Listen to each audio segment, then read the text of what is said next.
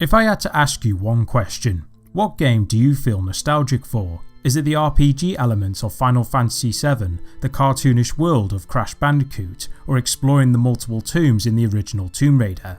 Many of us will have our own preferences, as we'll like or dislike certain things depending on what we prefer. Medievil, a 1998 game released for the original PlayStation, is one of those titles that I grew up with within my childhood years and still brings back memories, but the question is, does it hold up as an enjoyable throwback?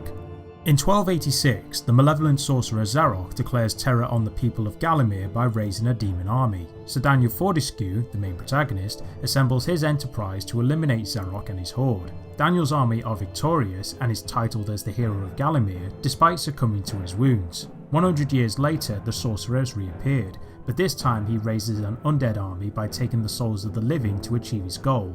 However, he also unintentionally resurrects Sir Daniel Fortescue from suspended animation, and it's up to you as Daniel to eliminate Zarok and his fiends once and for all. While the story is simple, Medievil doesn't go down the generic route as far as the narrative's concerned. The game briefs about Daniel being Gallomere's saviour, but in actual fact he's not only a coward, but he was the first one to get killed in action. As such, it creates this character arc as the protagonist goes from the coward he is to becoming the true champion of Gallowmere, and there are moments where it illustrates Daniel's backstory and progression as the plot develops. Ah, Fortescue!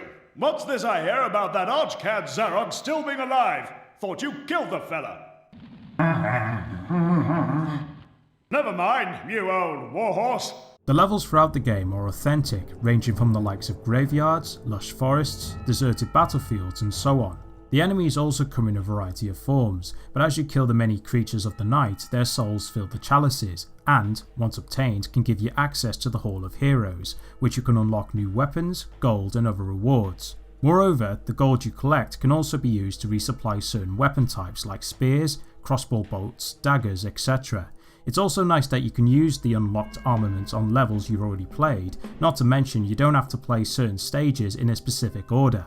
Medievil isn't all hack and slash gameplay. At certain points you'll be solving puzzles, which can range from simple tasks like collecting runes in order to advance to the next area, to solving a series of riddles within a maze. As such, it breaks up the combat elements and prevents the game from becoming tedious. There are boss fights, but they're not dynamic enough to be seen as a challenge. While the dragon boss makes you improvise, most of the engagements you'll face are straightforward in how you eliminate them, either by targeting their weak points or constantly attacking them until they perish. While most of its gameplay is solid, there are no checkpoints between levels, although you can save your progress between stages, but I wish there was a checkpoint system in place so when you reach a certain section, the game would save automatically. However, this isn't much of an issue because it's offset by the amount of health potions you can find throughout the levels. The controls can be awkward when starting out, but you do get used to them very quickly. Medievil was one of the first few games to utilise the DualShock controller, and while you can use the left analog stick to move around, in all honesty, controlling the character with the directional pads isn't much of a big deal. My only issues with the game is the camera and the amount of backtracking you'll be doing. For starters, the camera can only be controlled with the L2 and R2 buttons. While it's not so bad in open areas, but in claustrophobic locations as well as certain platforming sections, this can be more of a hindrance than a help. Also, the game does promote a lot of backtracking, as the levels are designed to be visited more than once. While it's nice to use unlocked weapons in locations you've been before, but the amount of backtracking you'll be doing as you collect certain items can be annoying. From a visual standpoint, I think Medievil has aged well. Some PS1 games can take for the worse when it comes to its visuals due to the console's limitations, but in the case of Medievil, I think the graphics hold up very well.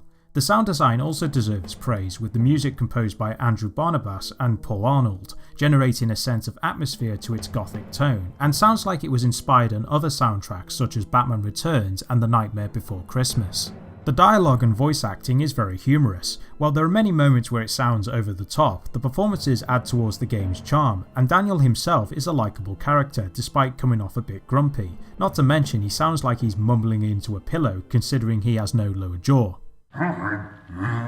In short, Medievil is not only a fun game, but it has style as well. The story is simple but well written, the gameplay is fun and varied, the dialogue as well as the voice acting is funny, and the game's soundtrack draws you into its universe. Despite all the issues it has, this land of Gallowmere is still worth saving.